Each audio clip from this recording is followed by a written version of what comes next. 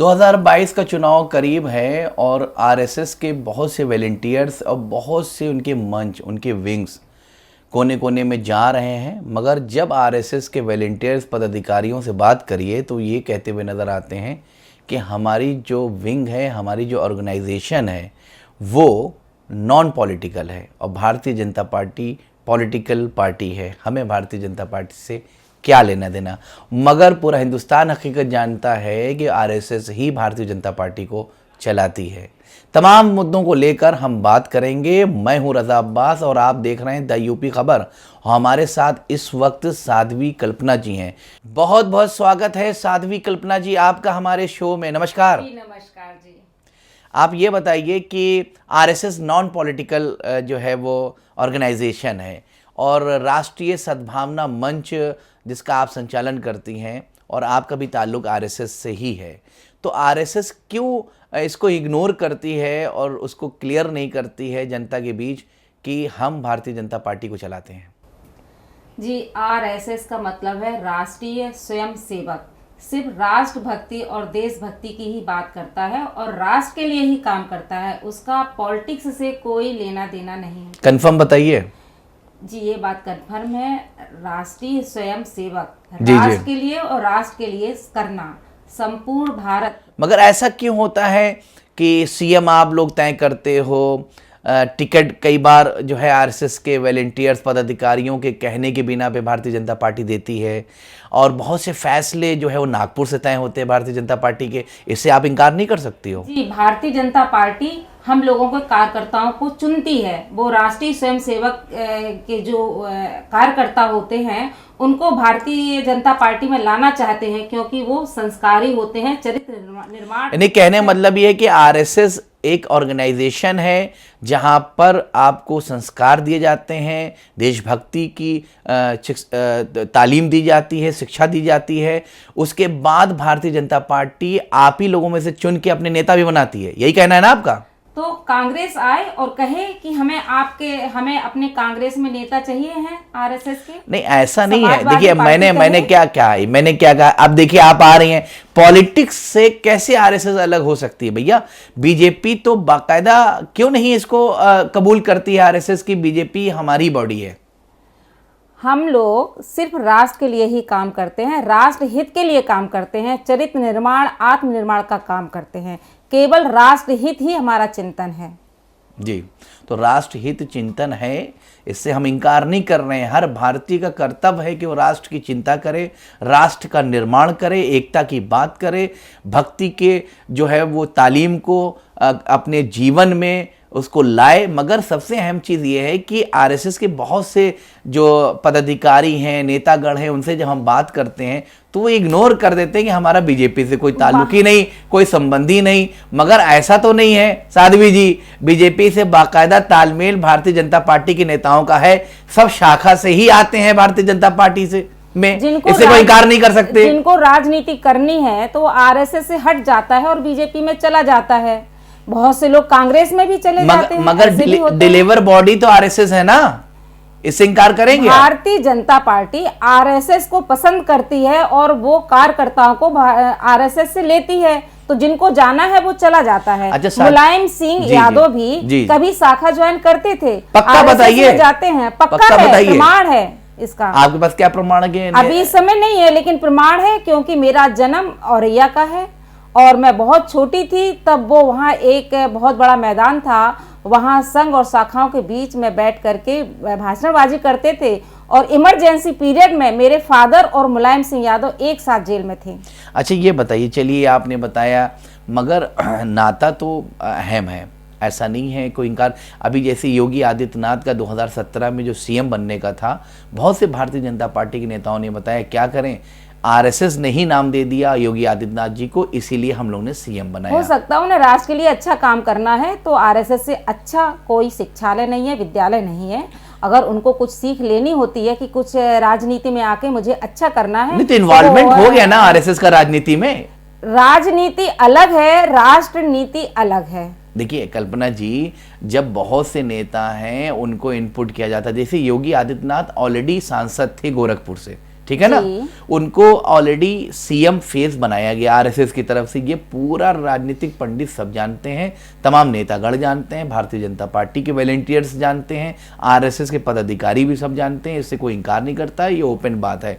क्योंकि सीएम तो कोई और बनने वाला था, योगी आदित्यनाथ का नाम जो है वो आरएसएस ने ही दिया था, है। तो क्यों ऐसा इन्वॉल्वमेंट है भाई? बीजेपी ने चुनाव लड़ा, बीजेपी जीती, आप अपना सीएम क्यों बना दे रहे हो? आप अपनी मंशा क्यों जाहिर करते हो? भाई बीजेपी को स्टैंड लेने दीजिए। आप ये बताइए, आरएसएस कह देना, राष्ट्रीय स्वयंसेवक कह देना, और फिर हमारे ही संगठन से जाके अगर वो किसी पार्टी में चले जाते हैं तो ये तो अच्छी बात है कि वो पार्टी का अच्छा ही होगा। नहीं, मैं दूसरी बात कर रहा हूँ। आप पार्टी में भेजने की बात नहीं कर, मैं दूसरी बात कर रहा हूँ कि जैसे भारतीय जनता पार्टी ने 2017 में चुनाव जीता, अपूर्व सफलता हासिल की 2017 में, तो अब पार्टी को हक है ना बनाने के लिए किसको सीएम बनाए किसको ना बनाए। आरएसएस क्यों इंटरफेरेंस करती है?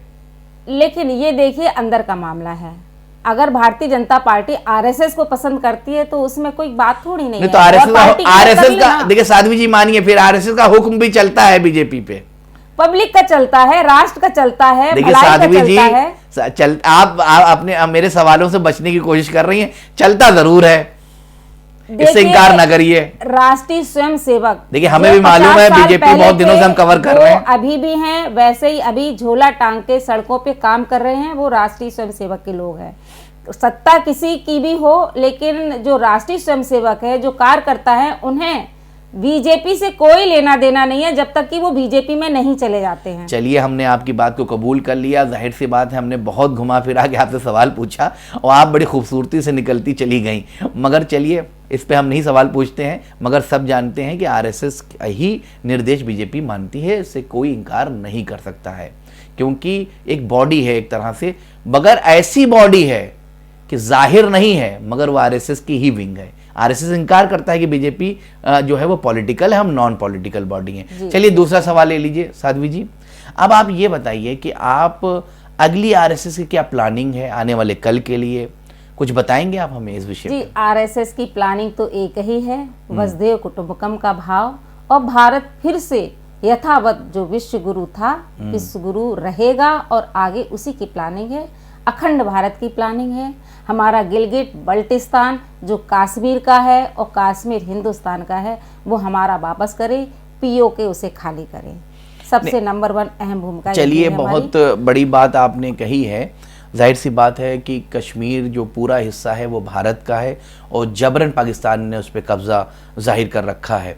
हम चलिए इस बात को आप इस प्लेटफॉर्म पे आपने रखा, बहुत अच्छा है। मगर आप ये बताइए कि तमाम भारतीय जानते हैं, चाहते हैं कि वो हिस्सा आए वापस भारत में, तो क्या आपकी कोई हायर अथॉरिटी में, केंद्र मंत्रालय में कोई ऐसी बात हुई? क्योंकि फैसला तो प्रधानमंत्री और उच्च जो पद हासिल किए हुए उन्हीं को लेना है। देखिए, अभी तो जागरूकता का काम चल रहा है कि गिलगिट बल्टिस्तान नहीं, तो यहाँ की जागरूकता का करने से क्या फायदा है? यहाँ का तो सब भारतीय चाहता है कि वो हिस्सा आए हमारे हिंदुस्तान में। यहाँ की जागरूकता कोई यहाँ इंटरनली मसला है नहीं, वो एक्सटर्नल मसला है, वो बाहर का मसला है। इंटरनली मसले में हम लोग जागरूकता का काम करते हैं। तो ये बताइए, जब तक केंद्र सरकार कोई स्टेप नहीं लेगी तब तक कैसे निष्कर्ष निकलेगा इस मुद्दे का? केंद्र में भी मौन सहमति है और उन्हें करना भी चाहिए, क्योंकि जायज है और सत्य की बात है, तो क्यों नहीं होगा? तो जब सत्य की आवाज उठाई जा रही कि हमारा है, हमें वापस मिलना चाहिए, तो केंद्र को तो ये करना ही है। देखिए साध्वी जी, कोई आपके आरएसएस के जितने भी जो उच्च पद पर आसीन हैं, उनकी कोई बीजेपी के आला कमानों से बात हुई? ये अंदर तो बराबर चल ही रही है, अभी से नहीं, साल भर से चल रही है। हाँ जी। नहीं तो क्या बताया, कब तक दे देगी बीजेपी आपको? उसकी तैयारी है, चल रहा है, काम हो जाएगा। कब? अब वो समय तो नहीं बताया जा सकता। नहीं तो सरकार तो मोदी जी की चल रही है। हाँ, है? जैसे हमारा मुद्दा 2024 में फिर चुनाव है लोकसभा का। हाँ, तो अब वक्त तो बहुत कम है। कोई बात नहीं, 370 धारा हटाई गई है ना। नहीं तो वो अलग बात है कि हटा दी गई, मगर आप ये बताइए, ये संकल्प हम लोगों का है, नहीं तो आप आरएसएस जो जागरूकता चला रही है भारत में, वहां भारत का हर नागरिक, चाहे हिंदू हो, चाहे मुसलमान हो, चाहे सिख हो, चाहे ईसाई हो, वो चाहता है कि जो पाकिस्तान ने जबरन नाजायज कब्जा किया हुआ है हमारे उस हिस्से को, वो वापस दे। ये तो सब चाहते हैं, इसमें कोई मतभेद है नहीं। जो भारतीय है वो सब चाहते हैं ना साध्वी जी, ये जी। इससे कोई इनकार नहीं। तो यहाँ जागरूकता चलाने की क्या जरूरत है? जागरूकता तो केंद्र सरकार की कीजिए ना, कि वो अटैक करें, वो हिस्सा ले। जी बराबर हमारे ऊपर से बात हो रही है, सर्जिकल स्ट्राइक एक और हो जाए। हाँ जी जी। नहीं तो ये तो आपको फॉरेन मिनिस्ट्री, रक्षा मंत्री और पीएम से बात करनी हमारे पड़ेगी ना। अधिकारी लोग इस पर लगे हुए हैं, हमारे कार्यकर्ता लगे हुए हैं, बात चल रही है और बहुत जल्द ही वो समय आएगा कि कश्मीर पूरा हमारा होगा। बिल्कुल, हर भारतीय यही चाहता है कि पूरा कश्मीर जो है वो भारत से जुड़ जाए, क्योंकि वो हमारा हिस्सा है और पाकिस्तान ने नाजायज कब्जा कर रखा है उन इलाकों पर। चलिए साध्वी जी ये बताइए कि ये बात कितनी हकीकत है जो हमें जानकारी है, क्योंकि हमें तो एक अरसा हो गया आरएसएस और बीजेपी कवर करते हुए। साध्वी जी ये बताइए कि आरएसएस के लोग ये सुबह सुबह जो वॉलंटियर्स हैं, ये लोगों घर जाते हैं, ये कहते हैं ना तुम कुर्मी हो, ना तुम तिवारी हो, ना त्रिपाठी हो, ना यादव हो, ना अति पिछड़ा वर्ग से हो, ना ओबीसी हो, तुम हिंदू हो, और जिस दिन 80% हिंदू एक हो जाएगा तो तुम पर कोई हुकूमत नहीं करेगा। ये सुबह सुबह जो प्रचार करते हैं, राजनीतिक प्रचार आरएसएस के वॉलंटियर, इसकी क्या हकीकत है? ये सच की हकीकत है, सत्य है। और ये हर धर्म जाते हैं ना आप लोग? हाँ बिल्कुल। सुबह सुबह जी 2022 के चुनाव में भी ये कहते हो कि देखो समझो ऐसे भी बीजेपी को जिताओ। ही जाता है, एक ज्योति है सब दीपों में, सारे जग का नूर एक है। हाँ। सच तो ये है इस दुनिया का, नहीं तो हाकिम ऐसा और हुजूर एक नहीं है। तो आप ये क्यों कहते हो कि 80% हिंदू एक हो जाएंगे तो तुम्हारी एकता मजबूत होगी? तो वो 20% जो भारतीय हैं उनके बारे में आप लोग क्यों नहीं बात करते? देखिए ये वो उनके लिए कहा जाता है जो हिंदुस्तान में रहते हैं और पाकिस्तान की जिंदाबाद बोलते हैं, उनके लिए कहा देखिए वो जाता है। 20% में आपका ईसाई भाई है, मुसलमान भाई है, सिख भाई है, वही भारत के नागरिक है, वो कुछ परसेंट है, वो कुछ परसेंट है, मगर हाँ, आप 20%, एक बड़ा तबका होता है 20%, उसको तो क्यों इग्नोर करते हैं आप बढ़ा लोग? दिया जाएगा, हम आगे कहेंगे 100%, लेकिन वो हमारी भारतीय संस्कृति में शामिल हो। हर राष्ट्र की अपनी संस्कृति होती है, उसकी अपनी पहचान होती है। देखिए केंद्र सरकार में भारतीय जनता पार्टी की सरकार है, उत्तर प्रदेश में भारतीय जनता पार्टी की सरकार है, विभिन्न राज्य में भारतीय जनता पार्टी की सरकार है। मोदी जी मजबूत नेता हैं इस वक्त भारत के, योगी जी मजबूत मुख्यमंत्री हैं, उत्तर प्रदेश के पूर्ण बहुमत की सरकारें हैं, सूबों में प्लस केंद्र में। आप ये बताइए, सबसे अहम सवाल ये है कि 80% हिंदू एक हो जाएं तो बार बार तुम्हारी सरकार बनेगी। ये वॉलंटियर्स घर घर जाके क्यों समझा रहे हैं 2022 के चुनाव को लेकर? वो इसलिए समझा रहे हैं जिन्होंने विरोध किया था 370 धारा नहीं हटनी चाहिए। वो उन लोगों को सिखाया जा रहा है जो राम मंदिर नहीं बनना चाहिए, जो भारतीय संस्कृति को नहीं मानते हैं, जो प्रभु श्री राम हमारे पूर्वज हैं नहीं मानते हैं, उनके लिए वो परसेंटेज कितनी है उसके लिए ही कहा जाता है। अच्छा एक बात ये बताइए कि आप घर पे जाके विकास की बात करो, आप घर पे जाके महंगाई की बात करो, आप घर पे जाके बेरोजगारी की बात करो, क्या धर्म जो है वो पेट भर देगा? बताइए साध्वी जी। बेरोजगारी इस उरूज पर है, बच्चे हमारे उत्तर प्रदेश के बेरोजगार हैं, नौकरियां नहीं मिल रही हैं, इस पे आप लोग क्यों नहीं काम करते हो? क्यों नहीं बीजेपी को समझाते हो भैया काम करो जनता के लिए? योगी आदित्यनाथ देखिए सबके लिए चिंता कर रहे हैं, सबके साथ सबके विकास की बात कर रहे हैं, लेकिन सबसे पहले तो भारत और वतन ही है। हमारे कुरान शरीफ में भी लिखा है हुब्बल वतनी निस्फुल ईमान। भारतीय संस्कृति, जिस राष्ट्र में आप रहते हैं उस राष्ट्र के नियम हैं, उसकी अपनी संस्कृति है, और वतन की संस्कृति को बचाने के लिए और वतन के लिए अगर शहादत भी होती है तो जन्नत का द्वार होता है। बिल्कुल बिल्कुल, वो हर धर्म यही बताता है। अगर कोई हमें धर्म में बांटेगा, राष्ट्र में बांटेगा, तो हम तो यही कहेंगे ये शैतानों की बात है। साध्वी जी, हर धर्म, चाहे वो हिंदुत्व हो, चाहे इस्लाम हो, चाहे ईसाई मजहब हो, चाहे हमारे सिख मजहब हो, सब में यही सिखाया गया है कि अपने वतन से मोहब्बत करो, क्योंकि यही ईमान की निशानी है। अब आप ये बताइए कि मुसलमानों से घृणा क्यों करता है आरएसएस? सीधा सपाट और सीधा सवाल, वो क्यों इतना अटैक करते हैं आरएसएस के लोग? जब विपक्षी लोग रहे उन्होंने आरएसएस, आपको कितना मुसलमानों से मोहब्बत है? आप अपनी बात बताइए। चलिए देखिए, मेरे साथ तो मुस्लिम ही जुड़ा हुआ है, हमारे हर क्षेत्र में मुसलमान, यहाँ भी मेरे साथ, जो हम यहाँ पर अभी लखनऊ में आए हैं, मेरे साथ पूरी टीम मुसलमानों की ही आई है। मेरी पहचान ही मुस्लिम वर्ग बन गया है। अच्छा। और जब वो सुनते हैं और बैठते हैं तब यही कहते हैं कि हम लोगों को कितना भरा गया कि भारतीय जनता पार्टी मुस्लिम विरोधी है। आरएसएस मुस्लिम विरोधी है, पर हमको तो यही पता चला है कि मुस्लिम विरोधी नहीं, देश विरोधी आतंकवादियों के ही विरोध में है। कौन विरोध? देखिए 3 तलाक मुद्दा आया तो जी। कुरान शरीफ में ये लिखा है कि मोहम्मद साहब ने लिखा है, कभी किसी का तलाक होता है तो पूरा अर्श हिल जाता है। सबसे ज्यादा नापसंदा चीज जब ऊपर वाले को है वो 3 तलाक है। फिर ये शैतान शक्तियां क्यों लगी रही? इतनी सरकार रही, उन्होंने इन महिलाओं का दर्द क्यों नहीं सुना? वो महिलाएं, मुस्लिम महिलाएं ही तो आई हैं जिन्होंने गेट खटखटाया आरएसएस का। और अच्छा आप ये बताइए, चलिए ये सब मुद्दे हैं, बहुत बात हो चुकी है तिलाक वगैरह पे, चलिए वो सब बातें आपकी सही। ये बताइए क्या मुसलमान धीरे धीरे आरएसएस और बीजेपी करीब आ रहा है? सही बताइएगा। देखिए मेरे भारतीय सद्भावना मंच में एक प्रकोष्ठ है जो अल्पसंख्यक प्रकोष्ठ है, और मेरे 10-12 प्रकोष्ठ चल रहे हैं। सबसे ज्यादा वजन और जानदार प्रकोष्ठ है तो मुस्लिम का ही है, अल्पसंख्यक का ही है। हमें उस प्रकोष्ठ के अंदर भी प्रकोष्ठ बनाने पड़े क्योंकि हम इतने लोगों को संभाल नहीं पा रही थी। यानी आपसे सबसे ज्यादा मुसलमान जोड़ रहे हैं? हाँ जी। अच्छा, मुसलमानों के लिए आरएसएस क्या सोचती है? हमारे भारतीय हैं, जो आप बार बार कह रहे हिंदू हिंदू, भारत में रहने वाला हर कोई हिंदू है।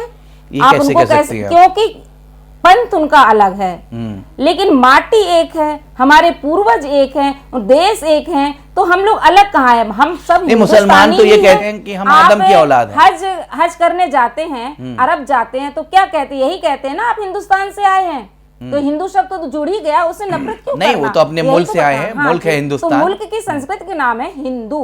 देखिए कुरान में एक शब्द और लिखा है कि हिंद से सुकून की ठंडी ठंडी लहरें आती हैं। यहाँ अपनी संस्कृति बड़ा कुरान का अध्ययन किया है आपने। जी, मैं मुसलमानों के साथ रहते वो हकीकत बताते हैं। मुझे इस बात का भी दर्द है कि अभी तक सिर्फ मुसलमानों को आतंकवादी कह के ही उनकी पहचान बनाई है। मैं कहती हूँ ये देश अब्दुल कलाम का है। एक बात ये बताइए, वो पहचान किसने बनाई है? अभी तक आप ही के कुछ नेता कहते हैं, मॉब लिंचिंग में बिल्कुल बीजेपी के नेता, कुछ आरएसएस के वॉलंटियर्स अटैकिंग जवाब देते हैं, विश्व हिंदू परिषद अटैक करके मुसलमानों के खिलाफ जो है बयान दिया करता है, तो आप ही की विंग लोग तो ये सब करते हैं। सुनिए, धर्म 2 ही होते हैं, एक राम का और एक रावण का। धर्म 2 ही होते हैं, सत्य का असत्य का।